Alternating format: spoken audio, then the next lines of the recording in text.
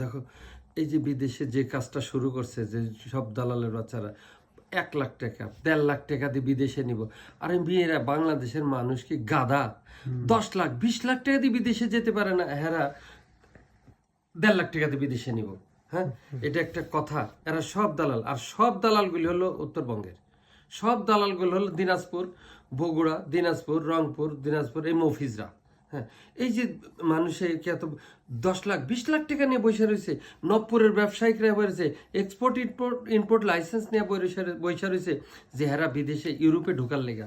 আর ওনারা 1 লাখ 1.5 লাখ টাকা করে এটারে ইউরোপে নিবে, কানাডা নিব, ইটালি নিব।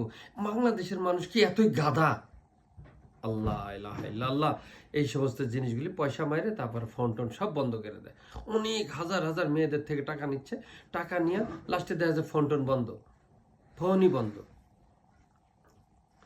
তো আর কি করা যাবে? এখন মানুষের থেকে তো পটা নিচ্ছে, শত অশিক্ষিত মেয়ে লোকরা বিদেশে আসে। এই মেয়ে লোকগুলি, এই অশিক্ষিত মূর্খ মেয়ে লোকরা বিদেশে নিতেছে। বিদেশের থেকে এরা বুঝে যে হ্যাঁ, আমি 1.5 লাখ টাকা দিয়ে ইউরোপে ঢুকবো, আমি 1.5 লাখ টাকা দিয়ে ইটালি যাব, আমি 1.5 লাখ টাকা দিয়ে কানাডা যাব। যাই ওই অশিক্ষিত বাচ্চারা বলে, ওইটা কতগুলি দালালের বাচ্চারা বলে যে হ্যাঁ 1 লাখ টাকা বেতন।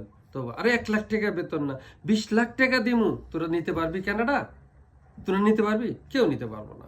তবে এই ছলছাতুরিতে বাঙালির মেয়েরা, ছেলেরা কেন পড়ে আমার মাথায় আসে না, আমার মাথায় আসে না। হ্যাঁ, সব কি অশিক্ষিত?